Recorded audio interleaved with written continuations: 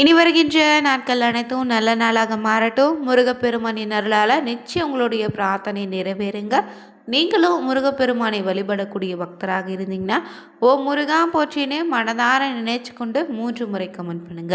இன்னைக்கான இந்த வீடியோ பதிவில் நம்ம இதை பற்றி பார்க்க போகிறோம்னா, வீடு எப்போதுமே மங்களகரமாகவும் தெய்வத்தினுடைய அருள் நிறைந்திருக்க வீட்டு பூஜை அறையில் அமைக்கக்கூடிய விஷயம் என்ன மாதிரியான பொருட்கள் வைத்து நம்ம வழிபடணும், மகாலட்சுமியினுடைய அருட்கடாச்சம் எப்போதும் உங்கள் வீட்டு பூஜை அறையில் நிறைந்திருக்க வேண்டும்னா காமாட்சியம்மன் விளக்கை நம்ம எப்படி ஏற்றணும், மேலும் இந்த காமாட்சியம்மன் விளக்கில் எந்த மாதிரியான பொருட்கள் சேர்த்து பார்த்திங்கன்னா தீபம் ஏற்றி வழிபட்டால் நமக்கு சிறப்பான பலன் கிடைக்கும், வீட்டு பூஜை அறையில் என்ன மாதிரியான விஷயங்களை தவிர்க்கணும், என்ன மாதிரியான பார்த்திங்கன்னா பொருட்கள் வாங்கி வைத்து வழிபட்டால் வீட்டில் செல்வ செழிப்போம், கடன் தொல்லை தீர என்ன மாதிரியான பரிகாரங்கள் எளிமையான முறையில் வீட்டு பூஜை அறையில் செய்யலான்னு தெரிஞ்சுக்க இன்றைக்கான வீடியோவை கடைசி வரைக்கும் ஸ்கிப் பண்ணாமல் பாருங்கள். மேலும் இது போன்ற பார்த்திங்கன்னா வீட்டு பூஜை அறையாக இருந்தாலும் சரிங்க, தெய்வ வழிபாடுகளுக்கு முழுமையான ஒரு பரிகாரத்திற்கு மறக்காமல் நம்ம சேனலை சப்ஸ்கிரைப் பண்ணிவிட்டு கூடவே இருக்க பெல் பட்டனை கிளிக் பண்ணிக்கோங்க. மேலும் தனிப்பட்ட முறையில் உங்கள் ஜாதக ரீதியாக ஏற்படக்கூடிய பிரச்சனைக்கு சரியான ஒரு பரிகாரத்திற்கோ வீடியோவில் டிஸ்கிரிப்ஷன் கீழே ஜோதிடர் நம்பர் கொடுத்துருக்கோம். அந்த நம்பருக்கு நீங்கள் கால் பண்ணி தெரிஞ்சுக்கலாம். வாங்க வீடியோக்குள்ளே போகலாம். காமாட்சி விளக்கு தாங்க வீட்டில் நிறைய பேர் வச்சுருப்பீங்க. அப்படி இந்த விளக்கினை நாம் எப்படி ஏற்றணும், அதில் என்ன சேர்த்து விளக்கேற்றினா மகாலட்சுமி அருள் நம்ம வீட்டில் நிலைத்திருக்கோம், வீட்டில் செல்வ செழிப்போடு இருக்க விளக்கில் என்ன மாதிரியான பொருட்களை வைத்து ஏற்றணும், விளக்கேற்றிய பிறகு அதற்காக பயன்படுத்தக்கூடிய திரி உள்ளிட்ட பொருளை என்ன செய்யலான்னு இன்னைக்கான வீடியோவில் நம்ம பார்த்துட்ருக்கோம். அந்த வகையில் பார்த்திங்கன்னா நம்ம வீட்டில் எல்லோருடைய வீட்டு பூஜை அறையிலும் இருக்கக்கூடிய ஒரு விளக்கு இந்த காமாட்சியம்மன் விளக்கு. இது தினமும் ஏற்றக்கூடிய வழக்கம் இருந்தாலும் இந்த விளக்கை ஏற்றக்கூடிய சரியான முறை ஒன்று இருக்குது. இது பெரும்பாலானவங்களுக்கு தெரிவது கிடையாதுங்க. இந்த காமாட்சியம்மன் விளக்கை சரியான முறையில் ஏற்றினாலே குடும்பத்தில் பார்த்திங்கன்னா செல்வம், நிம்மதி, மகிழ்ச்சின்னு எல்லாமே நிலைச்சு நிற்கும். லட்சுமி கடாட்சம் பெருகிடுங்க. வீட்டில் இருக்கக்கூடிய எதிர்மறை ஆற்றல்கள் நீங்கிடும். காமாட்சி விளக்கை ஏற்றக்கூடிய சரியான முறை தான் இன்னைக்கான வீடியோவில் நம்ம பார்க்க இருக்கோம். அந்த வகையில் பார்த்திங்கன்னா வீட்டில் இருக்கக்கூடிய காமாட்சியம்மன் விளக்கு முதல் நாளே சுத்தம் செய்து அதற்கு பார்த்திங்கன்னா மஞ்சள் குங்குமம் வைத்து தயாராக எடுத்து வச்சுருக்கணும். மறுநாள் காலையில் எழுந்து குளிச்சுட்டு விளக்கேற்றி வழிபடணும். இந்த காமாட்சியம்மன் விளக்கில் கீழ் கோலமிட்டு டைமண்ட் கற்கண்டு, பச்சை கற்பூரம், இல்லை ₹1 ₹5 நாணயத்தை வச்சு விளக்கேற்றலாம். இந்த காமாட்சியம்மன் விளக்குக்கு ஏற்றார் போல் தட்டு வாங்கி அதன் மீது விளக்கு வைத்து தான் ஏற்றணும். வெறும் தரையில் எப்போதும் காமாட்சியம்மன் விளக்கை ஏற்றக்கூடாது. முந்தைய காலங்களில் பார்த்திங்கன்னா சிறியதாக கட்டை வச்சு அதன் மீது பஞ்சு சாணம் உருட்டி வச்சு அதன் மீது இந்த காமாட்சியம்மன் விளக்கை ஏற்றக்கூடிய வழக்கம் இருந்திருக்கு. ஆனால் இப்போது நம்மளால் அப்படி செய்ய முடியாது. அதற்கு பதிலாக நம்ம பார்த்திங்கன்னா தட்டு வச்சுட்டு அது மேலே தீபம் ஏற்றி வழிபடலாம்.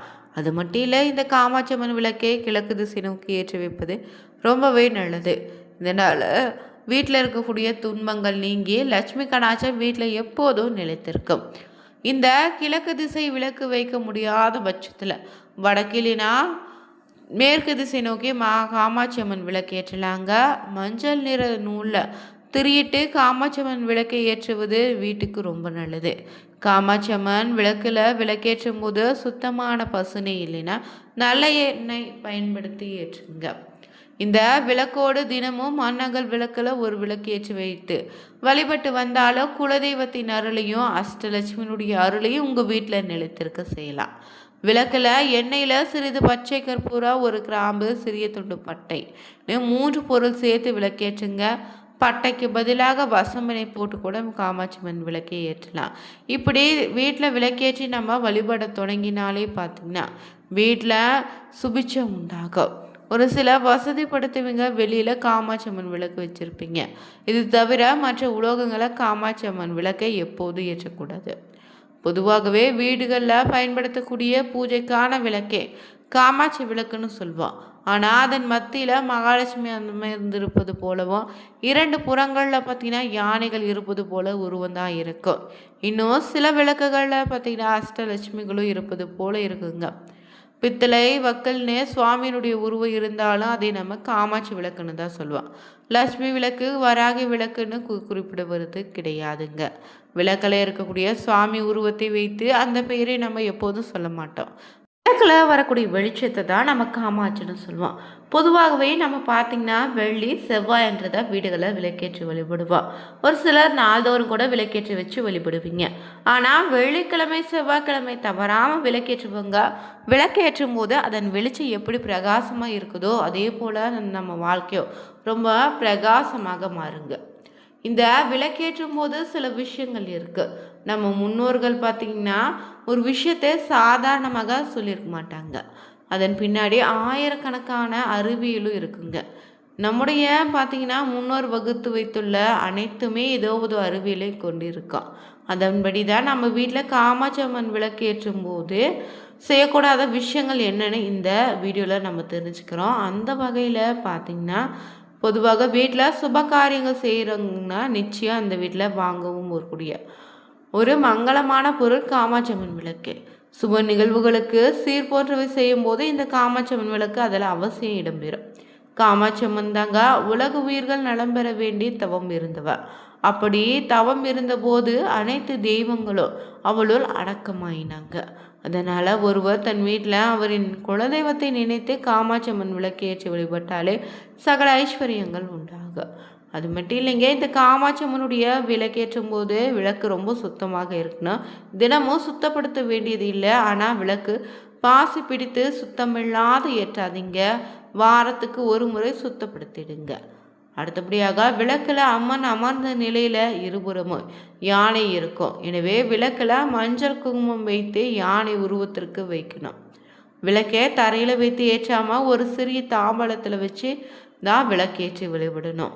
இந்த தாம்பலத்தில் சிறிதளவு நீர் இல்லைன்னா மலர்கள் தூவி விளக்கி அதன் மேலே வச்சு ஏற்றுவது ரொம்ப சிறப்பு. விளக்கில் எண்ணெய் ஊற்றிய பிறகு தான் திரி போட வேண்டும். திரி வச்சுக்கொண்டு எண்ணெய் ஊற்றாதீங்க. மேலே விளக்கேற்றும் போது அதில் அதிக அளவிலான சுடர் தூண்டிவிடக்கூடாது. சிறிய அளவிலும் எரித்தல் கூடாது. விளக்கில் வச்ச மஞ்சள் குங்குமம் பூ சுடரில் படாதபாடி பார்த்துக்கோங்க.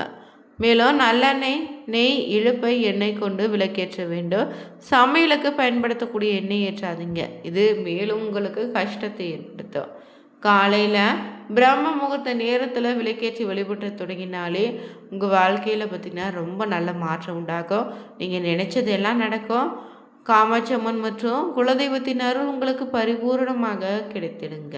அது மட்டும் இல்லை, பொதுவாகவே நம்ம வீட்டில் பாசிட்டிவ் எனர்ஜி ஏற்படுத்தி தரக்கூடிய இடங்களில் முக்கியமான ஒன்று இந்த பூஜை அறை. வீட்டில் எப்போதும் தெய்வீகத்தன்மையும் பாசிட்டிவ் எனர்ஜி நிறைந்திருக்க பூஜை அறை நம்ம எப்படி பராமரிக்கிறோம், இதில் வைத்திருக்கக்கூடிய சுவாமி படங்கள், சிலைகள்னு காமாட்சி அம்மன் விளக்கை எப்படி ஏற்றி வழிபடலான்னு தெரிஞ்சுக்கிட்டோம். ஆனால் சுவாமி படத்தையும் தாண்டி பூஜை அறையில் கண்டிப்பாக இருக்க வேண்டிய பொருட்கள் சில இருக்குது. அதில் மகாலட்சுமி அருட்கடாட்சம் நிறைந்திருக்க வேண்டும்னா பூஜை அறையில் கண்டிப்பாக மகாலட்சுமி வாசம் செய்யக்கூடிய பொருளான கண்ணாடி அவசியம் இருக்கணும். இதற்கு தினமும் பூஜை செய்யும் போது தீபதூப ஆராதனை காமிங்க. இந்த கண்ணாடியில் தான் தெய்வத்தின் உருவமோ, அமாவாசை போன்ற நாட்களில் உங்களுடைய வீட்டுக்கு வரக்கூடிய முன்னோரின் உருவமோ பிரதிபலிப்பதால் அவங்க அருளோ ஆசை உங்களோட வீட்டில் நிலைத்திருக்கும். அதே போல் விலை உயர்ந்த தங்க, வெள்ளின்னு போன்ற பொருட்களாலான விளக்கு, விலை உயர்ந்த குத்து விளக்கு இருந்தாலும் அவசியம் ஒரு அகல் விளக்காவது ஏற்றி வைத்து வழிபடுங்க. இது வீட்டில் இருக்கக்கூடிய தெய்வ சிலைகள், படங்களுக்கு பூஜை செய்யும் போது வெறும் விளக்கேற்றி மட்டும் வைத்து பூஜை செய்யக்கூடாது. கண்டிப்பாக ஏதாவது நெய்வேத்தியம் படைத்து தான் பூஜை செய்யணும். நெய்வேத்தியமாக தினம் ஒரு உணவு சமைக்க முடியாத பட்சத்தில் சிறிது கற்கண்டு வாங்கி வைத்து பூஜை செய்யலாம். சுவாமி படங்களுக்கு முன்னாடியே ஒரு சிறிய கிண்ணத்தில் அரிசி, பருப்புன்னு மங்கள பொருட்களை நிரப்பி வச்சு பூஜை செய்யுங்க, ரொம்ப நல்லது. அது மட்டும் இல்லை, வீட்டு பூஜை அறையில் பார்த்திங்கன்னா விநாயகரனுடைய பாதத்துக்கு அருகில் எப்போதும் அரிசி வச்சுருங்க. இதனால் வீட்டில் இருக்கக்கூடிய உணவு பற்றாக்குறை ஏற்படாது. பூஜை செய்யும் போது கண்டிப்பாக இருக்க வேண்டிய மற்றொரு பொருள் தண்ணீர் தாங்க. தண்ணீர் இல்லாமல் எப்போதும் பூஜை செய்யாதீங்க. பூஜை அறையில் எப்போதும் பஞ்ச பாத்திரத்தில் காலியாக வைக்கக்கூடாது. சிறிது தண்ணீரோ அதில் 1-2 துளசி இலைகளை வைத்து இல்லைன்னா ஒரு மலர் போட்டு வைத்து பூஜை செய்யுங்க. பூஜை அறை எப்போதும் வெளிச்சமாக பார்த்துக்கோங்க. குப்பை இல்லாமல் பார்த்துக்கணும். இன்றைக்கான வீடியோவில் பார்த்தீங்கன்னா வீட்டு பூஜை அறையில் காமாட்சி அம்மன் விளக்கு எந்த முறையில் எந்த திசையில் ஏற்றி வழிபட்டால் முழு பலன் எனக்கு கிடைக்கும்னு தெரிஞ்சுக்கொண்டோம். வீடியோ பிடிச்சிருந்தா மறக்காமல் சேனலை சப்ஸ்கிரைப் பண்ணிவிட்டு கூடவே இருக்க பெல் பட்டனை கிளிக் பண்ணிக்கோங்க. லைக் பண்ணுங்கள், ஷேர் பண்ணுங்கள், கமெண்ட் பண்ணுங்கள். Thank you viewers.